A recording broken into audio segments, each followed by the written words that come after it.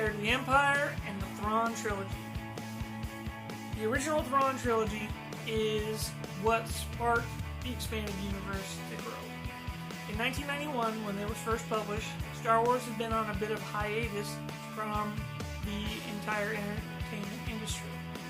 Despite having some cartoon shows in the 80s and a couple made-for-TV movies, Star Wars was, for all intents and purposes, a dead property when it came to new material. That is, until Timothy Zahn wrote the Thrawn Trilogy. Everything you've heard about it is true. It is fantastic. If it would have been 15 years earlier that they had done the reboot for the Star Wars timeline, that should have been the sequel trilogy. Such good books. A whole lot of fun. Great characters were introduced. Mara Jade, Talon Karrde, Thrawn, obviously. Just epic storytelling from beginning to end. If you haven't read them already, do yourself a favor. Go check them out right now. Star Wars Revenge of the Sith novelization. The novelization of Revenge of the Sith is perhaps the best movie novelization of all time.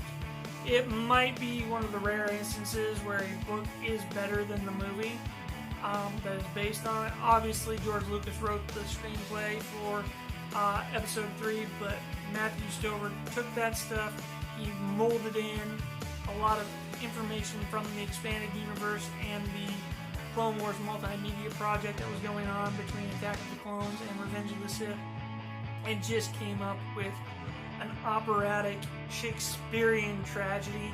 Such a good read. If you haven't, they're having a new edition of that released this October with a bunch of annotations in it from Matthew Stover about his inspirations and why he made some certain choices. But it is unique stylistically. It is a gut punch, even though you know what's going to happen in the story. Just 10 out of 10. Highly recommended. Cloak of Deception. Cloak of Deception takes place slightly before The Phantom Menace and really sets the stage for all the machinations that were going on by Palpatine, aka Sidious, to get the Trade Federation in a position to blockade the planet of Naboo. I think it's a fantastic political thriller. I really like all the interactions between Palpatine and the other senators.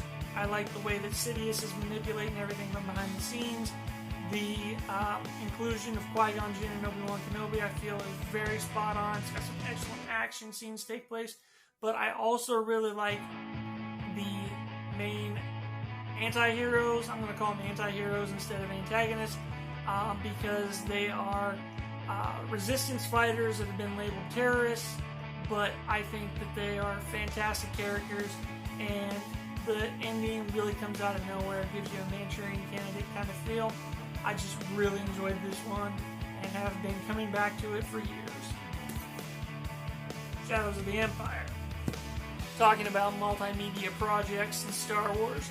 Shadows of the Empire was designed to give us everything from a Star Wars release except for a movie.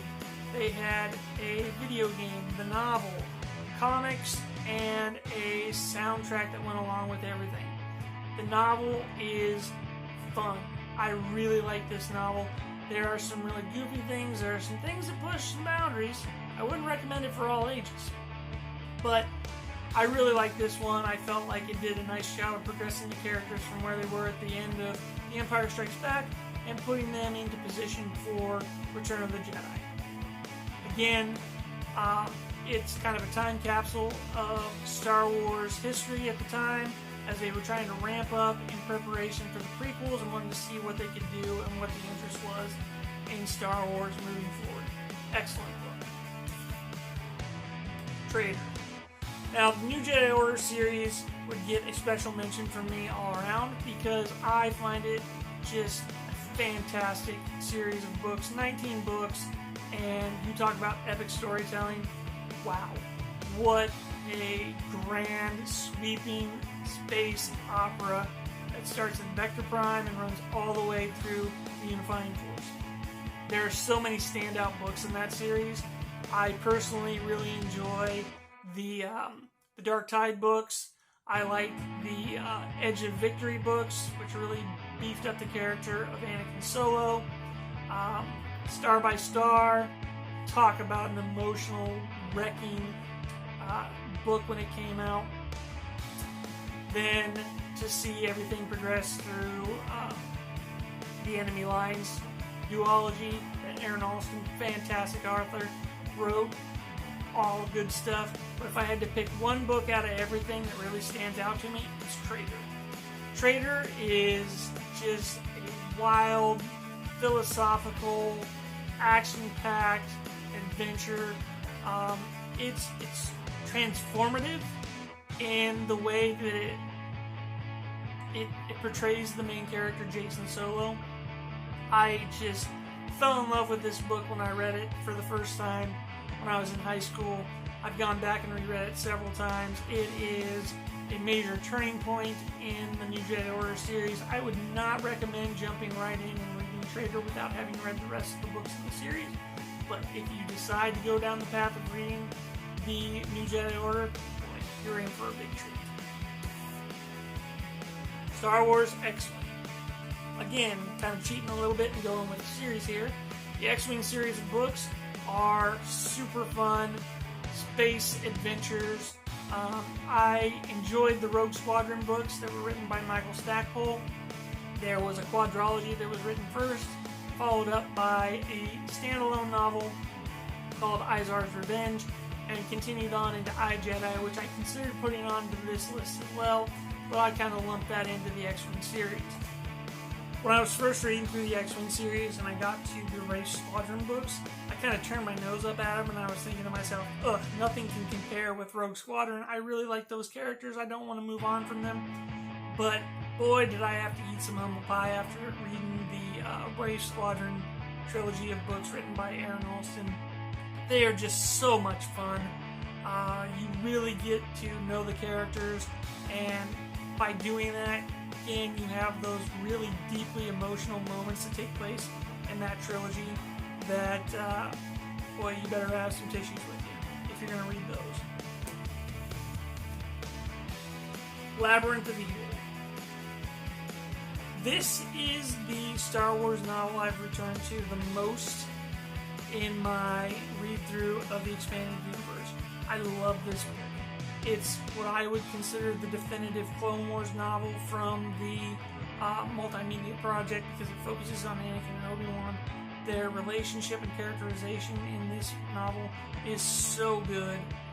You could really see where they were starting to bond as brothers instead of being master and apprentice. Just an all-around engaging read. The Battle of Coruscant at the end, setting the stage for Episode 3. I cannot recommend this book enough. Now, I know that the Clone Wars television show overwrote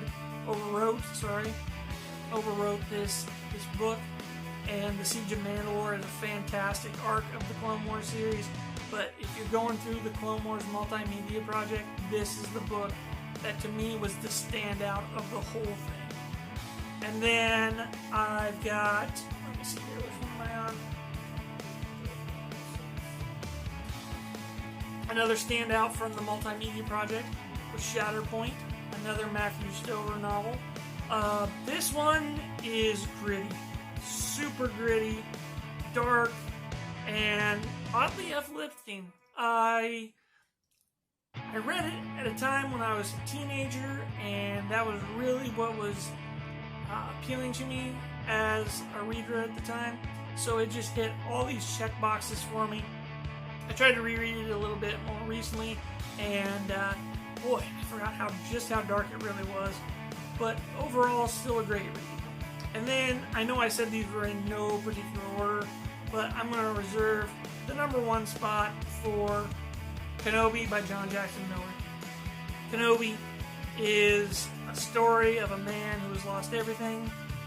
He is in the peripheral of his own tale, but it kind of works for the story that is being told. The parallels between Oren Galt and Emperor Palpatine are there on a smaller scale. The characters that are in the Oasis, the Pika Oasis, are fantastic.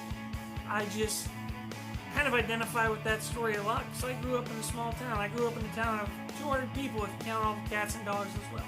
So that small town atmosphere really was just chef's kiss on that novel. Again, this is one that I've come back to several times over the years.